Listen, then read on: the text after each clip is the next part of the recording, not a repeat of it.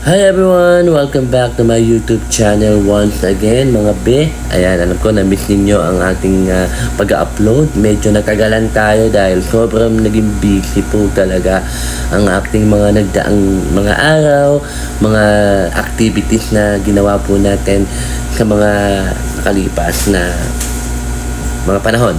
Ayun, gusto ko lang i-share kanina nakapanood ako ng content sa TikTok na mula doon kung familiar kayo kay Meses na sobrang aliw na aliw akong pinapanood at talaga naman pag pinapanood ko talagang napaka good vibes nung kanyang content. Talagang makaka-relate kayo, especially kung ang edad mo is kaedad kita na 80s, 90s, no? Kasi yung timeline na usually tinatakal niya is mga ganon. Kaya relate ako sa mga content niya. And one of his content na sobra akong nakarelate is yung napanood ko earlier. Ito yung tungkol sa mga kapitbahay na noon kasi kapag kayo ay nakaranas na umuwi kayo sa bahay at nagbungkal kayo ng kaldero tapos at nakita nyo ay naubusan kayo ng kanin, quick yung may isip is not lumabas para bumili. Noon kasi hindi ganon. Ang may isip nyo agad, pagbukas nyo ng kaldero, walang kanin, kukuha ka ng plato, pupunta kayo ng kapitbahay ninyo para humingi ng kanin. At pagkatok ninyo sa bahay nila at nakita nila may hawak ang plato, alam na nila agad yun. At bibigyan ka ng kanin ng nakangiti. Nang wala kang maririnig na kahit anong salita, kakamustahin ka pa. Ganon ang nakalakihan kong panahon. At ako din, personally ko naranasan yon. Hindi palagi, at some point of my life lang. Siguro umuwi ako ng bahay, galing school, pagbukas ko ng kaldero, ubos yung kanin. Siguro na hindi ako napagtabihan, hindi ako napagtirahan. Siguro sobrang sarap ng ulam namin kaya naubos yung kanin. Mga ganon lang. No, at kumuha ako ng plato, humingi ako ng kanin sa kapitbahay, nabigyan ako ng nakangiti, kinamusta pa ako, kumusta yung school ko, ganon. And totoo yun, hindi siya gawa-gawa ng content creator na nangyayari noon. Kumbaga parang noon, normal yun. Kaya wala kang maririnig na salita na ano ba yan, ang laki-laki ng bahay nyo, ano ba yan, hindi kayo nagluto, siguro wala kayong pera, yung wala kayong maririnig na kahit anong pangungutya, wala kayong maririnig na kahit anong negative things mula doon sa nagbigay sa'yo rather. Kasi vice versa yun.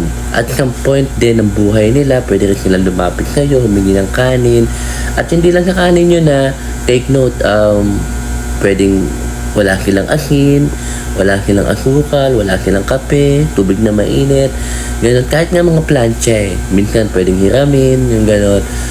Gano'n ang spirit of tawag doon, mga kapitbahayan noon na nakakalungkot kasi nga parang ngayon hindi ko na siya nawi-witness, hindi ko na siya nakikita.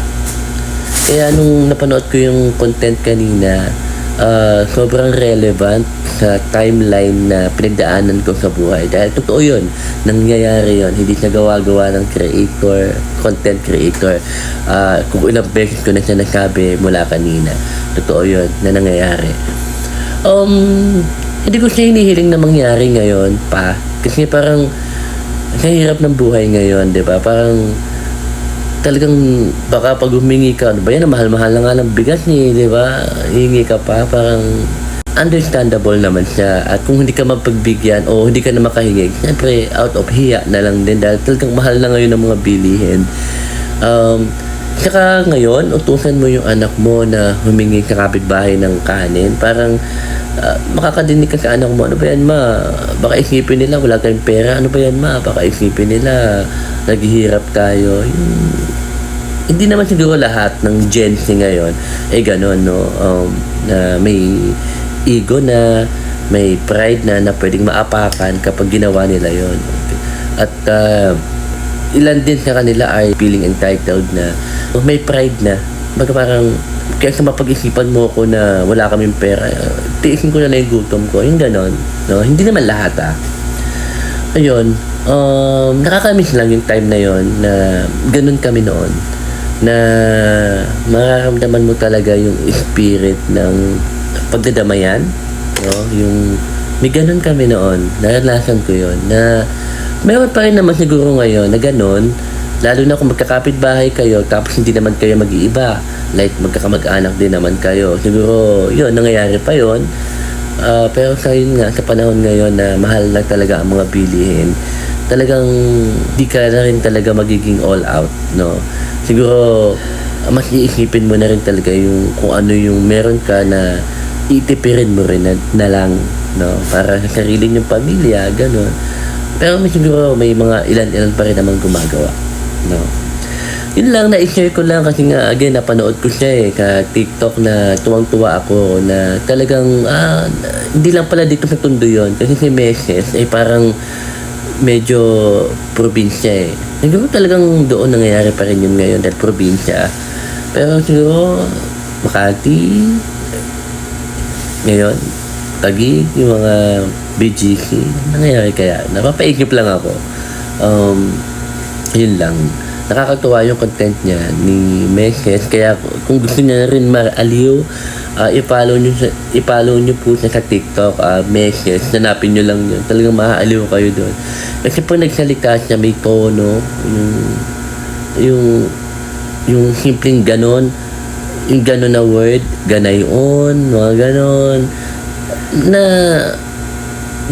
native dialect doon siguro sa probinsya nila, pero understandable naman, nakaka-relate ka kahit na ganun yung dialect niya kasi parang ang lapit niya sa Tagalog, no?